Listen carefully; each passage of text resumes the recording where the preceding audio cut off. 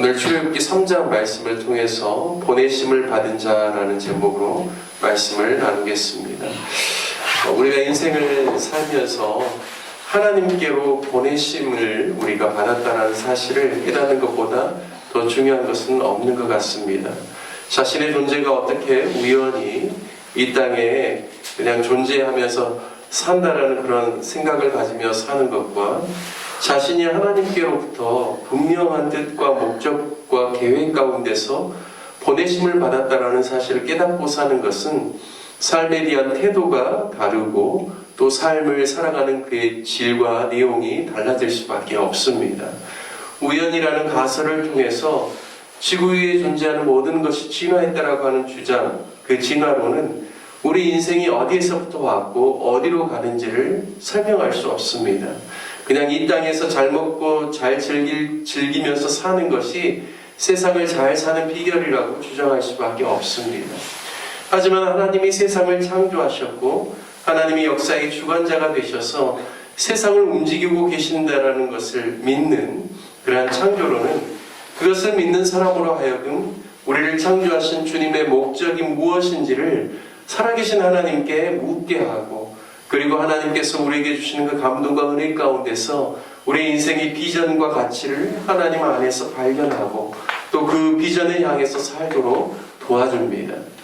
예수님께서도 자신이 하나님께로부터 보내심을 받았다라고 요한복음 4장 34절에 말씀하십니다. 예수께서 이르시되 나의 양식은 나를 보내신 이의 뜻을 행하며 그의 일을 온전히 이루는 이것이니라 말씀합니다. 나를 보내신 이 하나님 아버지의 뜻을 행하며, 그리고 하나님께서 나에게 이루라고 하시는 그 일을 온전히 이루는 것이 내가 삶을 살아가는 나의 양식이요 에너지요 나의 삶의 목적이다라고 말씀하는 것이죠. 예수님께서는 나를 보내신 이가 하나님이심을 알았습니다. 그리고 자신의 삶의 목적은 바로 자신을 보내신 하나님의 뜻을 행하며 그분의 일을 온전히 이루는 것이라고 말씀하셨습니다. 사도 요한은 세례 요한을 소개할 때도 요한복음 1장 6절에 보면 하나님께로부터 보내심을 받은 사람이 있으니 그의 이름은 요한이라 말씀합니다.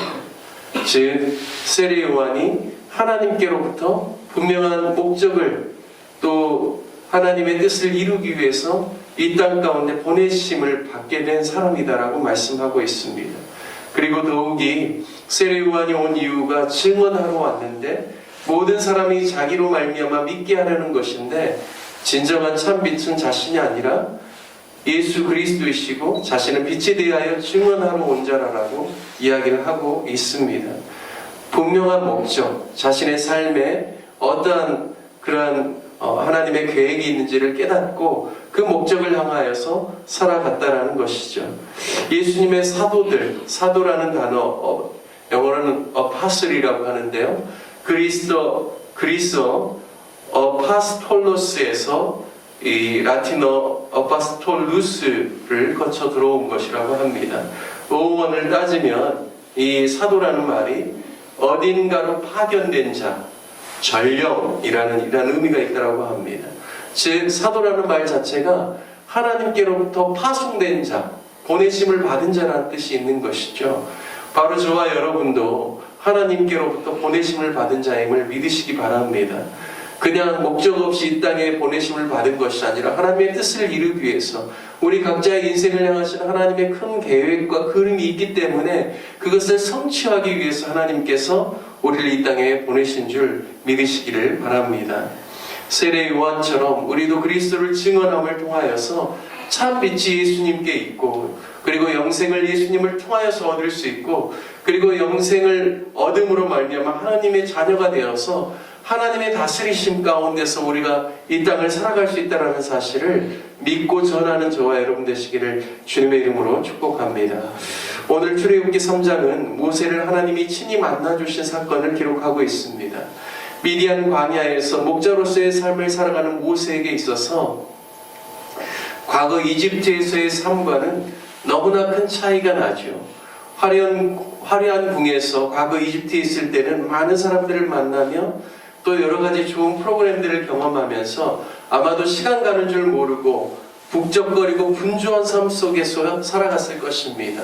하지만 이제는 광야에서 목축을 하면서 양들을 돌보며 단조로운 일상 속에서 물론 하나님과 그 깊은 교제를 가질 수는 있지만 점점 사람들로부터는 잊혀진 존재라는 느낌을 받으면서 살아갈 것입니다.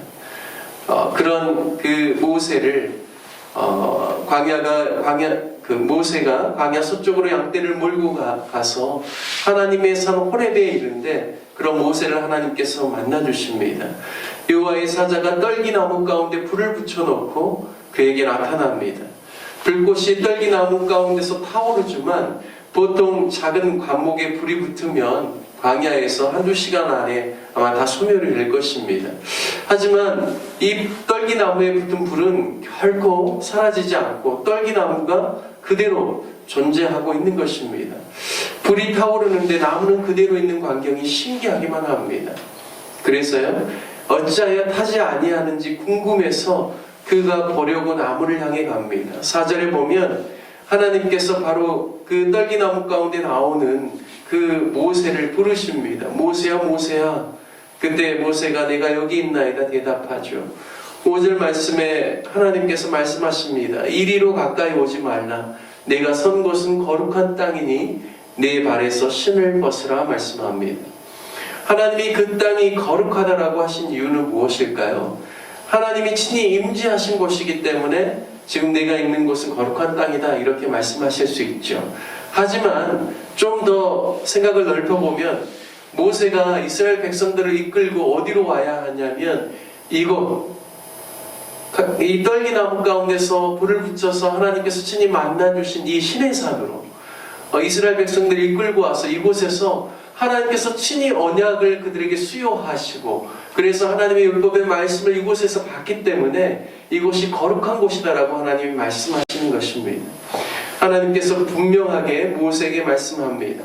내 조상의 하나님, 아브라함의 하나님, 이삭의 하나님, 야곱의 하나님이 애굽에 있는 내 백성의 고통을 분명히 보고 그들의 감독자로 말미암아 부르짖음을 내가 듣고 그 근심을 알고 8절 말씀에 내가 내려가서 그들을 애굽인의 손에서 건져내고 그들을 그 땅에서 인도하여 아름답고 광대한 땅, 젖과 꿀이 흐르는 땅, 가나안 7 족속에 있는 그곳으로 데려가려 한다라고 말씀하십니다.